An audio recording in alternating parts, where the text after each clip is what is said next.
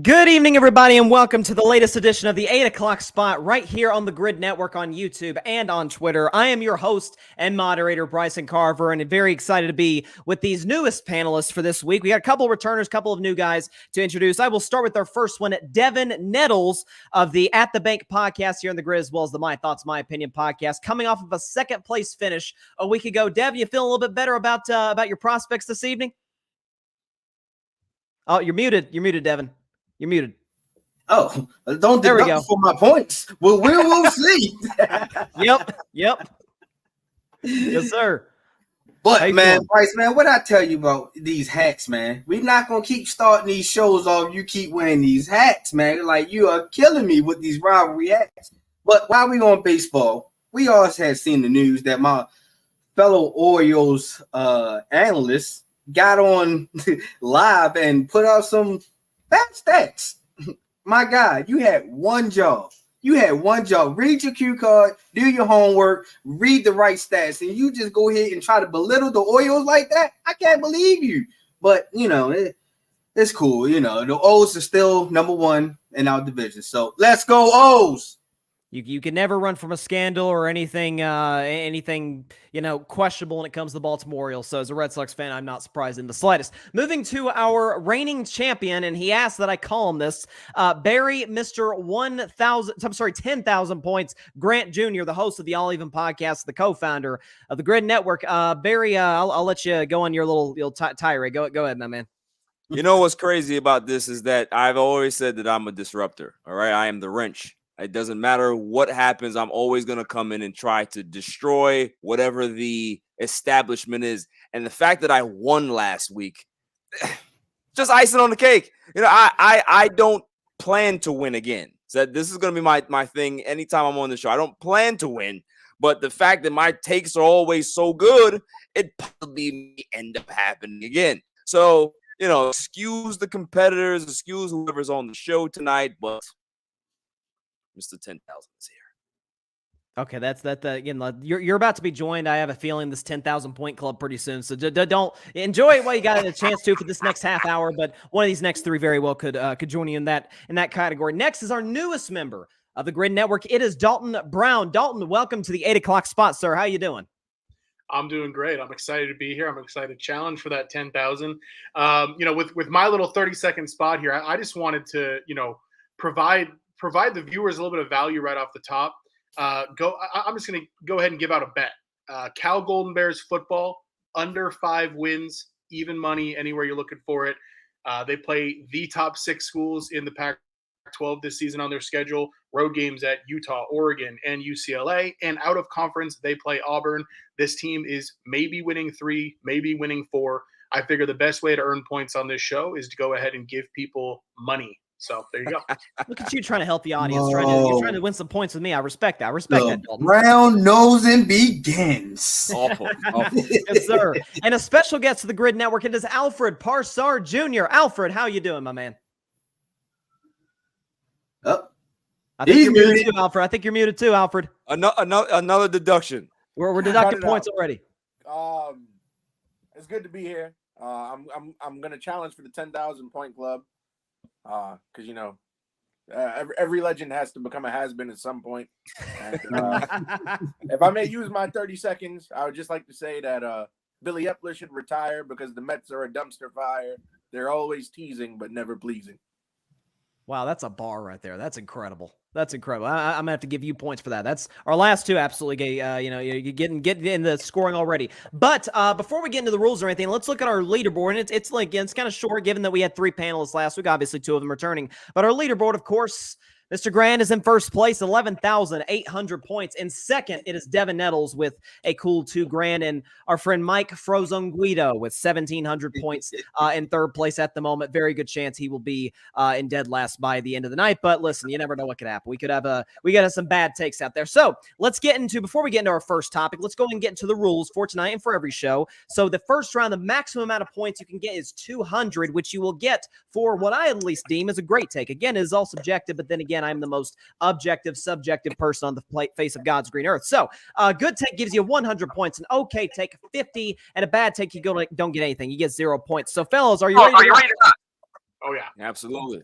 Let's do it. All right. So the NFL players recently put out a top 100 list ranking the best players in the NFL. And a big debate has come across today about where the second best quarterback in the NFL should be ranked. Jalen Hurts was ranked above Joe Burrow in the top 100 players list, despite Burrow obviously coming off a second straight AFC title game appearance. But of course, Hurts having an incredible Super Bowl 57 against the Chiefs and finishing second in the MVP race to the guy he lost the Super Bowl to, Patrick Mahomes. So I will start with you, Devin. Do you think the players got this right? Do you think Jalen Hurts today is a better quarterback than Joe Burrow? Yes. In my eyes, I think Jalen Hurts is the better quarterback than Joe Burrow right now. And I'm not just being a bias and being a hater because I'm a Ravens fan. But I've seen that we arguably seen that Jalen Hurts, no matter what position you put him in, what situation you put him in, he gets better and better each time. He was with Alabama. He was getting better until Tua came in. They felt like it was a different quarterback change. So then he went to Oklahoma. He went to Oklahoma. Then once he went to Oklahoma, nobody believed that he was able to turn that organization around in Oklahoma. And he made Oklahoma to a playoff team. And then he gets to the Eagles. Now he finally gets to the Eagles. People was doubting him the first chance that he got. They was only saying that the Eagles only was able to win about 3 games. But then Jalen Hurts came in the following year and then came up to be second to MVP, which I believe that he would have won if he would have never got hurt during the course of the season last year. So I feel like Jalen Hurts has progressed to be a top-tier quarterback because remember, when Joe Burrow had made his Super Bowl appearance, we already deemed him as second best quarterback in the league that year. So I feel like that Jalen Hurts is the best quarterback right now. So I think the players did get it right. Yeah, you make some good arguments, and what's funny is that Burrow and Hurts' journey are very similar. Like, right, had to transfer, had to go to a second school. They weren't necessarily wanted by powerhouse schools, Alabama and Ohio State, respectively, for those two. And of course, both have had a very successful start to their career. I'll go to you, Barry. I know you're a big Joe Burrow guy here on this show, so I have a feeling where you're going with this. But do you think the players got it right in this ranking? Absolutely not. They didn't get it right. You see, the thing is, we are in the prisoner of the moment type of situation. Just because Jalen Hurts got to the Super Bowl, everybody wants to talk about him. But who went to the Super Bowl the year prior to that? It was Joe Burrow, right? Joe Burrow is a good quarterback. He's one of the best quarterbacks in the league. Nobody in their right mind would ever put Jalen Hurts over Joe Burrow. Like, Joe Burrow has a better arm. I think he's a better leader of his team. He understands and breaks down defenses way better than Jalen Hurts does. He doesn't make the mistakes that Jalen Hurts does as a quarterback. He's a better quarterback. If people like Jalen Hurts outside of Philadelphia, that's fine. I'm sure I bet you everybody in Philadelphia probably poll that or whatever it was. They probably try to, doctor it up or try to buy people off. That's exactly what happened. Jalen Hurts is not better in any category, maybe just running. That's it. That's all I got. I mean, that's fair. And again, you would have to throw this out there, the fact that Jalen Hurts actually, I know and understand he missed more games than Burrow did, but he did throw only half the interceptions that Burrow did, but some of that's volume. Some of that's the fact that the Eagles did run the ball more than Cincinnati, so that kind of adds up as time goes on. I'll move you now, Dalton. Do you think they got the whole team? Well, listen, they had no success pre-Joe Burrow, so you make a good point. I'll go to you now, Dalton. Do you think the players got this list right? Do you think Hurts is better than Burrow right now? No, I mean, absolutely not. Burrow ahead of Hurts for me, and it's not that it's not close, but it's obvious. And I want to address a couple points Devin made on this, right? I mean, I think the comparison of the stories between these two in college, both of them had somebody else come in, they transferred out. They're not the same thing. Number one, this idea that Oklahoma wasn't anything before Jalen Hurts got there. I mean, have we not been watching Oklahoma football for the past 2 decades? They're consistently a 10-win team. Let's also talk about the details of how that all went down. Jalen Hurts saw Tua come in, win a title, and fled. I respect it. He went for greener pastures at Oklahoma. But what he didn't do at Oklahoma is win a national title. When Joe Burrow left Ohio State, he went to LSU and won a national title. But even like from an NFL perspective, right, I think you can make an argument that they're close. But Hurts has basically done this for 1 year, right? He took his team to a Super Bowl. That's great. He beat a 49ers team with no quarterback to get there, and he beat Daniel Jones to get there. Joe Burrow's 3-1 against Patrick Mahomes. Joe Burrow took his team to a Super Bowl the year before, narrowly lost to Patrick Mahomes in in the AFC Championship game last year. He's never lost a playoff game by more than 3. He's 5-2 all time in the playoffs. I'm not saying Jalen Hurts can't get there, but right now, I don't think there's an argument to be made that he's there. You were spitting there, my man. I'm not gonna lie. That was pretty strong. That was pretty strong. And again, you just consider the fact that the 3-1 record, and again, one of those wins comes at Arrowhead in it's like have to come back from a double-digit deficit in the AFC title game just a year and a half ago, and obviously a year ago, coming up just short to the great Patrick Mahomes. Alfred, I'll finish last with you. Did the players get this right? Is Hurts better than Burrow today? If the argument was who is the better athlete, and they said Jalen Hurts, I can't disagree. But who is the better quarterback is Joe Burrow. You wanna look at the statistics, and this will be fair. I'll just give a brief rundown. Between the two, they both came out of the 2020 draft class, so they both came into the NFL at the exact same time. Granted, Jalen Hurts, he wasn't the starter right out of the gate, but even so, Joe Burrow had that ACL injury, so the timelines kind of add up. You have Jalen Hurts, who from day one till now, 45 games played to Joe Burrow's 42. So it's only a 3-game difference. In that time, Joe Burrow has thrown 82 touchdowns to Jalen Hurts' 44. So that's a huge discrepancy. That is almost double the amount of touchdowns. You also want to go to passing yards. Jalen Hurts has a little over 7,900. Joe Burrow has 11,774. Quarterbacks, granted, yes, Jalen Hurts uses his feet. Yes, the Eagles are more of a run team, but traditionally, what do you pay your quarterback to do? Throw the ball. So if I'm going with the better quarterback, yeah, Jalen Hurts, he has a better team. In my opinion, the Eagles' offense is better than the Bengals' offense because they have Devontae Smith and AJ Brown. I think that's better than Jamar Chase and T. Higgins. But at the same time, Joe Burrow throws the ball. He does what you pay a quarterback to do traditionally. And if you even want to go one step further and take it to even last season, Burrow beat Hurts in all of the important categories: completions, QBR, pass touchdowns, passing percentage. The only knock on Burrow compared to Hurts is Burrow throws more interceptions, but you're going to throw more interceptions when you throw double or triple the amount of passes. So give me Joe Burrow every day of the week. That was strong. Alfred. I'm not gonna lie. You almost immortalized yourself as Alfred Frozone Parsard Jr. You came close there. You're flirting with the edge there, joining our friend Mike Guido. Shout out to Guido in the Frozone Club. Before we get to the point totals, I would like to give the listeners a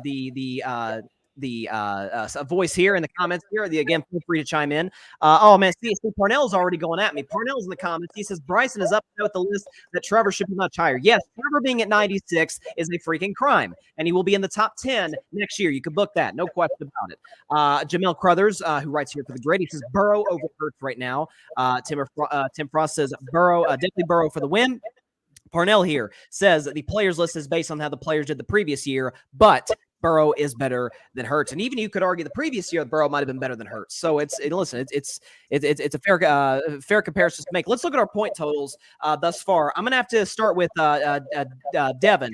I'm gonna give you 200 points. You made a strong case for our guy Jalen Hurts. He made some strong cases in terms of leadership, in terms of his progression as he's gotten better and better. The fact that the doubters he had to face once he came to the league. I'll move now to Barry. That was a darn strong case coming right back against Devin. You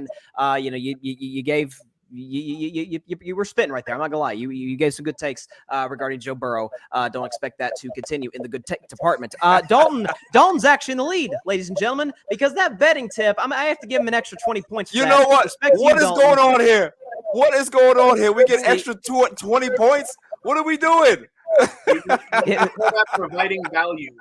That's what we call that. He's winning people money. That's all right. He's winning people money. I respect it. Okay. I respect and it was it. a great take. And Alfred was incredible. I actually was going to give Alfred some extra points, but the connection issues, I had to dock a few points off. But you still get the max 200. So Alfred's still in a good spot moving forward. So listen, It's interesting. There's a very good possibility that Hurts maybe moves into that arguably top 3, top 4 category starting next season if he were to be once again the MVP discussion. Moving on to college football, which has been in the news quite a bit lately, and not just for the fact that EA Sports is putting out a video game finally next year, thank God, but we've got some conference realignments going on all over the place. So again, regarding the Big 12 adding some teams such as Colorado and Utah, the Big 10 adding Washington, Oregon, there's been plenty of stories regarding this very subject. So I will start with you, Barry, because this actually affects your USC Trojans moving to the Big 10 in the future, which was announced months ago. How do you feel about this conference realignment and how it affects college football? I think the conference realignment is good because you're trying to stack all the good teams against the good teams and stuff like that. You're trying to create more dynamic matchups than what we've had in the past. And I think we have to start thinking about it from a rating standpoint, right? Like college football is a big money draw, so they're always going to be saying to themselves, how can we be able to get the premium matchups every Saturday, right? So this is what they're trying to create. It's a money business. You want to make sure that the revenue is coming in. You want to make sure that the ratings are there. You want to make sure that the intrigue is there. People love college football, but they're going to love it even more if they can get these marquee matchups week in and week out. So I love it. I think it's great for the sport. I think they need to do it more. I believe in the shakeups, and they gotta keep it rolling. Yeah, and like you said, that was kind of something that college football was having an issue with, is that there wasn't as much of a sense of urgency in terms of the rivalries. So maybe you create some rivalries within those conferences. I'll move to you, Dalton. Dalton, you and I actually talked about it on my show, Carving It Up Live, on Friday, about how this sort of, especially for the Big Ten, really introduces a new element of college football. Talk about that and just your overall take of the conference realignment. Yeah, I think it's the conference realignment for me. It comes with a little bit of a tinge of sadness. I think there's a lot of nostalgia being left behind from the conferences that we grew up with and that we loved watching, and some of the rivalries that we loved watching. And I think that gets lost in the shuffle a little bit when we focus on only the revenues here. The other thing that I'll say is, outside of football and maybe basketball, for the non-revenue sports, this is a nightmare. For some of these schools that are all of a sudden making cross-country trips to play midweek sports, and they don't. These aren't sports that these schools want to put as much money into, and trust me, that reflects itself in what that travel looks like and in what all of that looks like. So it hits me with a tinge of sadness. I think it's endlessly interesting. We're going to get to see a lot of new matchups, new rivalries be born. I also thought Chip Kelly, UCLA's coach, had a fascinating take today, arguing that we should just do away with conferences entirely. I think that could be what happens down the road. And imagine the rivalries you can build consistently through that. It's interesting, too, and the fact that you've had so much of a thing in terms of, especially with the Big Ten. You got teams out east like Ohio State, Michigan, Wisconsin, all the way out west to UCLA, USC, Oregon, Washington. So you have a lot of cross-country travel, like you mentioned. That's going to be a little bit of an issue with other sports. And so how they iron that out, how they, in terms of schedule making, how are they going to make that a possibility? Do they divide it into divisions in terms of region? That's going to be an interesting question moving forward as well. Alfred, your thoughts on the conference realignment, how this affects college football as a whole? I think it's bad, and to go to Barry's point about putting all the power schools or the top schools in the same conference, I think that's rubbish, because what's going to happen is it's going to be a consolidation game at some point. Last year they moved USC and UCLA out of the Pac-12. Like, what are you doing? And to your point, you have all of these schools that have to travel midweek and then go to other places. Like they messed up the Big Ten last season. They messed up the Big East. Like the SEC commissioner was not happy with the realignment. The Pac-12, we might even have to rename it to Pac-8 after all this is done. Like I feel bad for the smaller schools, because some of these schools and some of these kids are going to lose their programs and scholarships. It's inevitable. And I don't think this is the last of the realignment that we're going to see. And to me, it doesn't make sense. If it wasn't broke, don't fix it. They want to implement college football playoffs. That's one thing. Now you want to shift around and take schools from the West, put them in the Midwest, take schools from the East and put them in the South. Like it just doesn't make any sense. And the only people that lose are the students and the athletes themselves. I think it's interesting, and two is in terms of the athletes losing money. You know, obviously we have NIL coming to play the last couple of years, and how that's affected the sport, especially in terms of how the new college football playoff is coming into the fray, at least in the future with the 12-team playoff. And I think that's come in large part due to the conference realignment, due to the SEC adding Texas and Oklahoma recently within the last year, 2 years. So I'll go to you finally, Devin. Your Bryson, thoughts on conference realignment? Yeah, what's that? Bryson, before Devin goes with his articulate point, I'd like to just throw a shot at Alfred. The fact that he's so old, he's like 75 years old, and he wants to keep everything the same way. This is why he doesn't like the realignment. He still smokes cigarettes with two hands and stuff like that. That's the problem with him. You should see how he talks about wrestling events. So just move on. Hey, relax, Barry, relax. Dock him some points for talking out of turn. I was gonna say that's our first on this show, so I'm gonna go to Devin now after that very rude interruption from Barry Grant Jr. in the classroom. What go to you, Devin? Your thoughts on the realignment? I'm gonna piggyback off of what Alfred was saying, man. I think for the smaller schools, it's going to really hurt them because, as we heard, how we was making fun on the meeting, how I say Alabama versus Appalachian State. You know what I mean? Appalachian State kind of look for that revenue, for that money for their school so they can generate more for their sports and stuff like that for their organization. So now we're not going to be looking forward to see small schools versus small schools. You know what I mean? So it's going to be kind of hard to see how do they fit into this playoff rule now? Because now what if these small schools go undefeated? Do you now put them up with the powerhouse rankings now that's undefeated also or actually only got one win? So it's kind of interesting now. But like y'all said, we can make new rivals now. You know what I mean? Because like Alfred said, I am an old fan of I'm a U fan, so I am the fan of the U versus Florida State type games and stuff like that. Battle of Florida. So now if they were so happy not to be rivals anymore. It's like who will be the rivals, even though that these two schools are in the dumpster right now. But like I said, it's like where's the place for the small market schools now? Like where do they fit in if they have an unbelievable season? Yeah, it's an interesting point. And I think, too, you talked about Appalachian State, as an example. Obviously, remember years ago them upsetting Michigan. We've had upsets similar to that within the last 2-3 decades or so. And how does it affect those schools as well? But ultimately, the bottom line is going to win, not just in college football, but in any business. And that's ultimately what led these programs to do what they did. Before we get to the leaderboards real quick, this is the second straight show. I know we've only had 2 that I've done this. I forgot to mention the second round rules. So we doubled up the point totals for each thing. So the max amount of points you can get is 400 for a great take, a good take 200, okay take 100, and bad take as always 0. And we will get to the leaderboards right now. So we'll start with Barry. Barry made some solid points. I had a good take, but I docked him 50 just for cutting in class and interrupting our friend Alfred Parsard Jr. That was very disrespectful, Barry Grant. That was not good. That was not good. I didn't like that. Okay. That was wrong. You did my man dirty. Dalton Brown, you are in the lead, my friend. Again, we talked about this recently, and you were on fire right now with your take. So I have to give you credit where it's due. And again, the little extra 20 there. I hope you won some people money for the whole Cal thing. It was going to the next season. Alfred, solid take, but I must say a bit old fashioned for my 20-year-old taste. Okay, that was just you were speaking as if we are in 40 years ago. I didn't like that. I didn't like that. Why would you dock me points if I was accurate? I don't like that. Because you went outside the rules of the show, Barry. We don't do that. Come on. And Devin, I'm not gonna lie.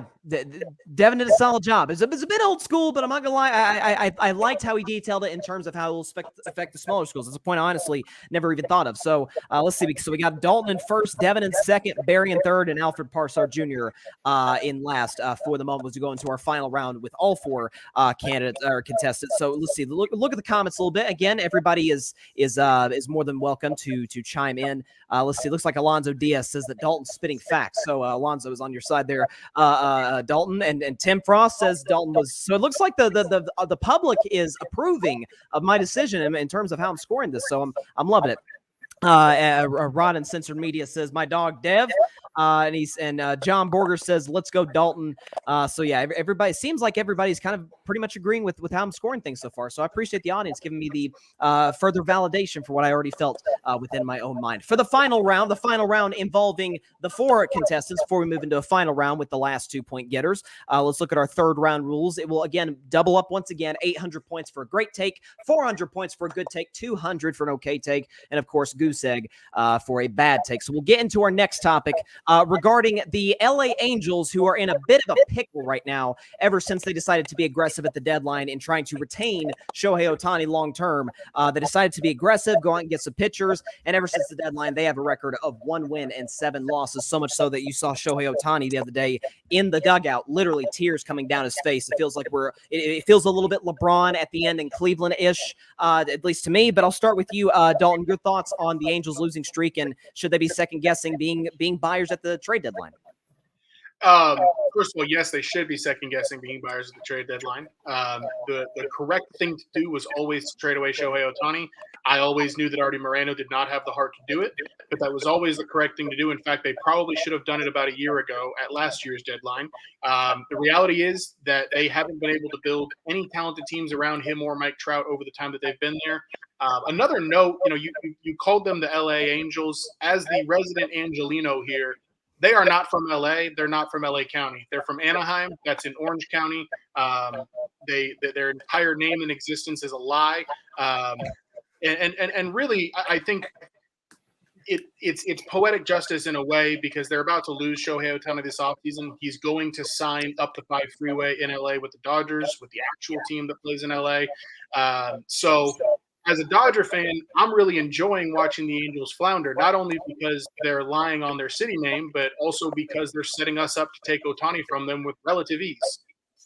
That's interesting. That's interesting, and I feel like the Dodgers very well could be the front runner, just so he stays, within that time zone, within that obviously that state in that Southern California area. He seems to like it quite a bit.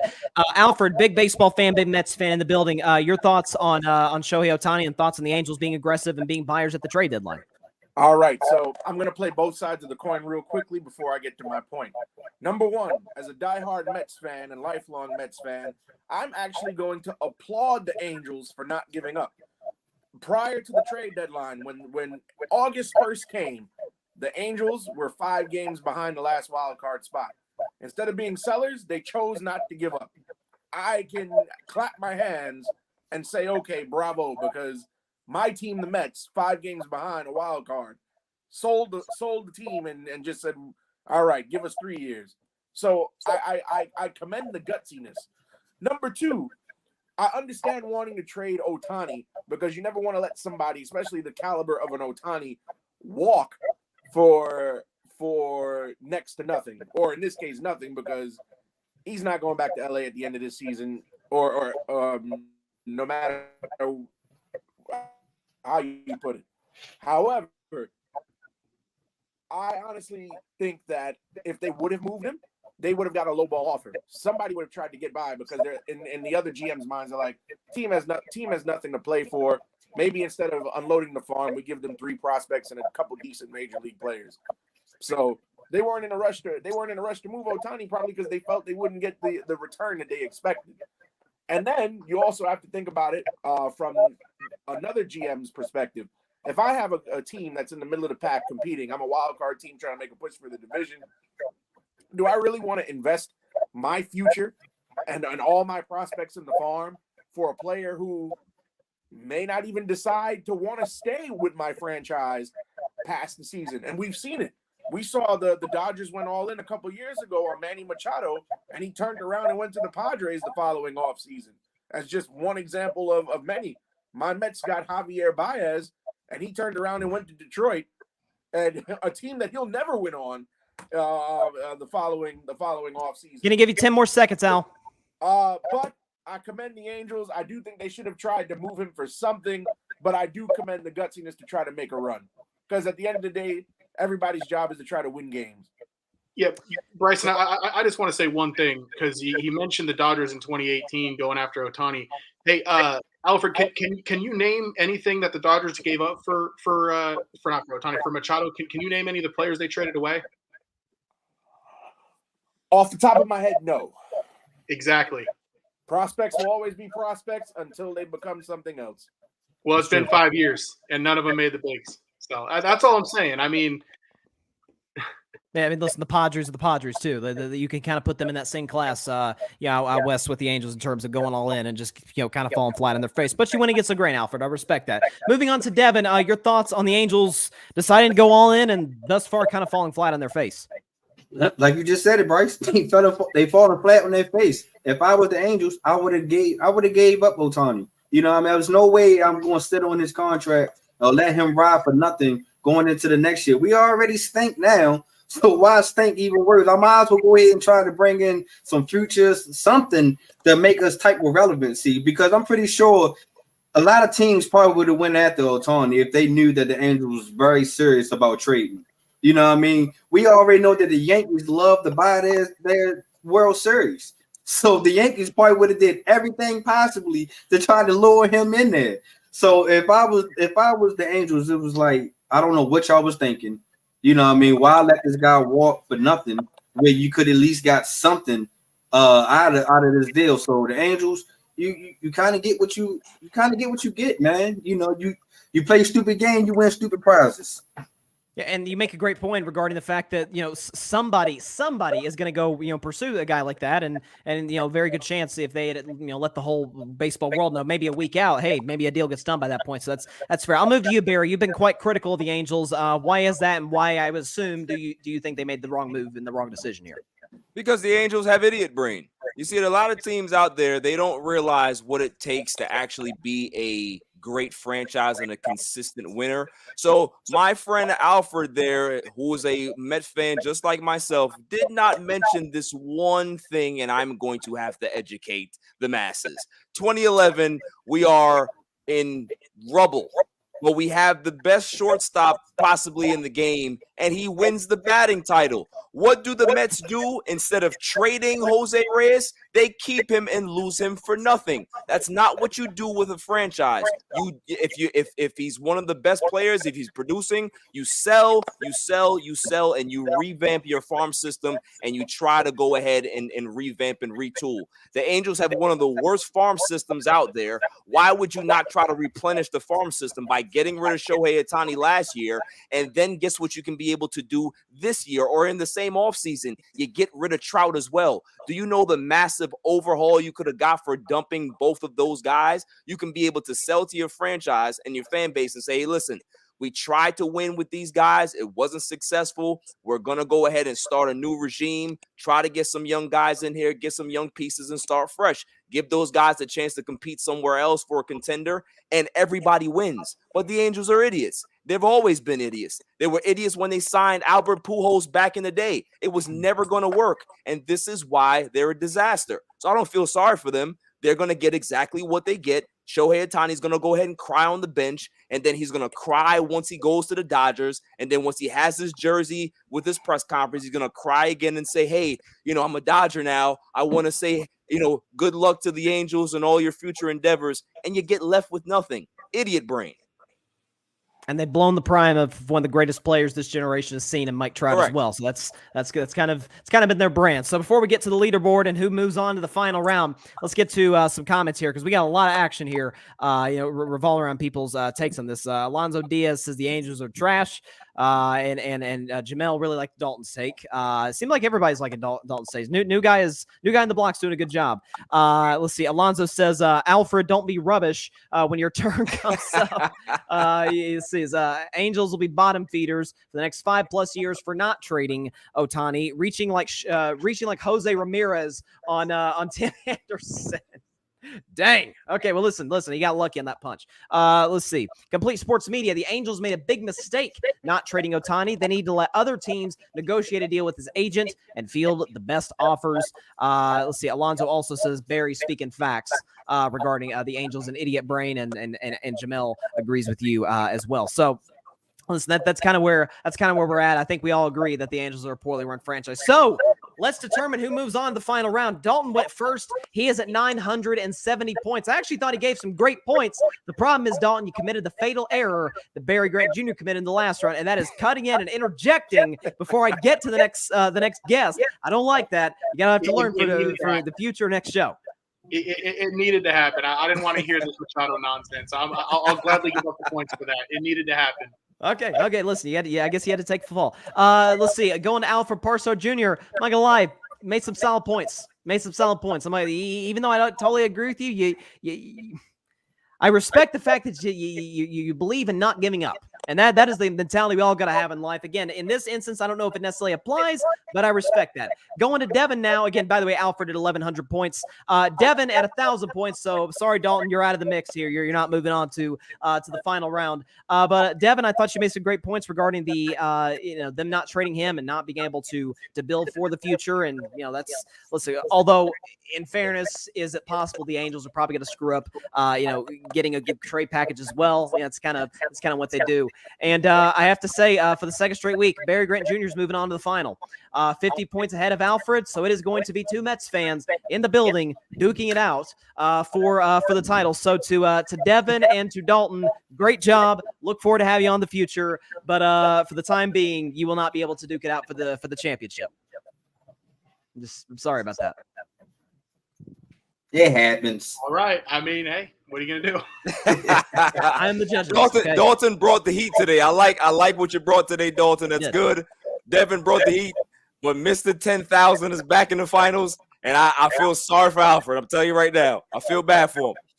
This could result very badly. Devin, Dalton, great stuff today. Great stuff throughout the show. Of course, it came down to you two. It just, for some reason, it kind of feels right to have Barry and Alfred in the building. Two Mets fans, two very sad Mets fans with different solutions on how to fix the organization. But hey, with difference of opinion is absolutely welcomed here. Okay, our final topic is a heated discussion between two Hall of Fame level players, the great Dwyane Wade and Paul Pierce, to a Heat great and a Celtic great. So we have Paul Pierce recently saying, he said, put Shaq on my team, put LeBron and Bosh with me. I'm not going to win one. Saying that, hey, I'd have won more rings if I'd have been in Miami with those two greats. And Dwyane Wade responds, simply put, quote, rent is expensive, and I'm living rent-free in Paul Pierce's head. So I'm going to start with you on this one first. Barry, the defending champ, trying to defend your title and go back-to-back. Your thoughts on this entire ordeal between two of the best in the game? Right. Here's what I want to say, because I put this post out on IG and it spread like wildfire. Very, very popular. Paul Pierce is an all-time great. He's a top 75 player, and so is Dwyane Wade. But the problem is that Dwyane Wade is better. Everybody knows that. If you look at the statistics, right? Dwyane Wade had a longer prime. His numbers were phenomenal for the first 7-8 years of his career before he started to break down. Dwyane Wade was constantly in the MVP votes. Dwyane Wade led his team to an NBA championship with a lesser Shaquille O'Neal and had one of the greatest finals performances in NBA history. It's still ranked up there as one of the greatest runs in NBA history in the finals. Paul Pierce has this thing about being appreciated. I feel that I think he feels he's underappreciated, and that's why he constantly has to say certain things. He has to behave a certain way in the media. He has to kind of be like, look at me. But the fact of the matter is that he's not beloved like everybody else. And that, I think that bothers him. Paul Pierce played with two Hall of Famers, as well as a young budding point guard in Rajon Rondo that was one of the best point guards for the next 8 seasons in the NBA. So for him to say that he didn't play with anybody, or he would have won championships with those guys, of course, Paul Pierce is a good player, but that still doesn't mean that he's better than Dwyane Wade. They're both good, but there's levels, right? So he's not going to be in the room with Larry Bird. He's not going to be in the room with Bill Russell. He's in the other room, right? He doesn't have, he doesn't have penthouse clearance, and that's okay. There's levels. There's different tiers of greatness, and Dwyane Wade is just another tier or maybe 2 above him. That's all it is. And that's a great point, too, about the Boston Celtics, is people talk about all the first super teams of the 21st century with the Heatles and then the Durant, the Curry, Durant Warriors. That was the first team. That's 4 Hall of Fame level players. And obviously Doc Rivers coaching, and they had a great bench and beat the Lakers pretty badly in the 2008 finals. Move on to Alfred. What's that? They beat the heck out of them. Badly, yeah. That game 6 was a massacre. Going now to Alfred, your thoughts? Do you think Dwyane Wade is right here, or do you think Paul Pierce is right? I think Dwyane Wade is, in fact, living rent-free in the mind of Paul Pierce. And not even just basketball skill, but let's take a look at impact and overall marketability. We never saw marketing campaigns for Paul Pierce. In Dwyane Wade's prime, they had those commercials that ran all the time. Every time I get knocked down, I get right back up. You want to talk about impact with kids. You go to a park during that time period, kids weren't trying to imitate Paul Pierce. They're trying to imitate Dwyane Wade. You want to look at NBA 2K and NBA Live covers. Dwyane Wade was on covers of both. Paul Pierce was on the covers of none. You want to talk about all-time superstars during the time they both played. While, yes, Paul Pierce was an all-star. Yes, he was the guy for his franchise, but he didn't have the impact like a Dwyane Wade. And we're not even talking about rings. And then he wants to talk about, oh, well, you give me Shaq or you give me this guy or that guy, like it was previously mentioned. He played with Ray Allen. He played with Kevin Garnett. He played with Rajon Rondo in the late 90s, early 2000s. He and Antoine Walker were one of the best 1-2 punches you could have found in the post Jordan era. It's not Dwyane Wade's fault that Tony Delk and Tony Battie and all these other guys rounded out the roster on the Boston Celtics in the early 2000s. Like Dwyane Wade just happened to be a benefactor of a good and aggressive front office at the time. So it's not his. You can't fault Dwyane Wade for playing with better teammates. And like I said, yes, Paul Pierce, top 75 player, no doubt. Paul Pierce, Hall of Famer, no doubt. But clearly, Dwyane Wade had the better career because he had the better ability and he had the better marketability. I'm trying to rack my brain now. I can't think of any NBA league-wide marketing campaign or any Gatorade or shoe campaign that Paul Pierce had, because they give those things to the top-notch caliber players. I always said it like this, and I know 10 seconds left, Alfred. There's guys like Paul Pierce and Tracy McGrady that are here. There are guys like LeBron and Kobe and Dwyane Wade that are here. That's a great point. Both of you you had the same opinion. I actually agree with both of you in a different sense. But the winner for tonight's 8 o'clock spot, it's Alfred Parsard Jr., 10,000 points, beating Barry Grant Jr., dethroning the king today. Congratulations to Alfred as he celebrates. Let's see if we can get the background music to celebrate the new champion, Alfred Parsard Jr., because what you did today, sir, was truly special. Well, thank you. I'd like to thank all the little people. I'd like to thank Barry himself, and you let the outsider come back in and school you, like I said you was going to. Yep. Alfred's the champion. Alfred is going to be the reigning 8 o'clock spot champion as we bring Devin and Dalton back into the fray. Do you guys have any thoughts on the winner for tonight? Man, good job, Alfred, man. I'm so glad you dethroned Barry. I don't have to see him in this crown on our group chat no more. Thank you. Absolutely. What about you, Dalton? Your thoughts on this? Well, I mean, I want to congratulate Alfred on his win. I think it was an incorrect decision made to not allow me to continue. I will be speaking with the commissioner about that decision. But, I decided to just throw my takes in the comments instead, because I actually brought stats. I actually brought opinions backed up for that last one. I had a lot of heat packed and I was ready to take it home. But no, Alfred brought it. I'm happy for him. But wrong winner. I'm coming back. I would just like to say that I feel like Kirk Gibson and Chavez Ravine in the Yankees World Series. A Dodgers reference. There we go. Yeah, he knows how to win me over. I like that. He knows. Alfred already knows how this game works. So Alfred Parsard Jr., congratulations, sir. Congratulations as well to Barry, Devin, and Dalton throughout the rest of tonight's show. That is all we got for the 8 o'clock spot. Tuesday nights, 8 Eastern, 5 Pacific time, right here on the Gryd Network's YouTube and Twitter pages. Be sure to check us out next week at this time for the best takes on the best stories around the world of sports. Thank you to all those who commented, all those who watched. Please tell a friend to tell a friend to tell a friend about this show. every single week, Tuesday, 8 Eastern, 5 Pacific time here on the Gryd's YouTube and Twitter channel. Great job to everybody who participated. Hope to have some new incredible panelists next week, potentially some returners. And anybody have any last words? Actually, I'll give out for the last words as the champ. Any last words before we get out of here? I came, I saw, I conquered. I told you so. He came in with he also came with a very a quiet humbleness, a quiet confidence. When he is never humble. He is never humble. You just stop it. Today. Just stop it.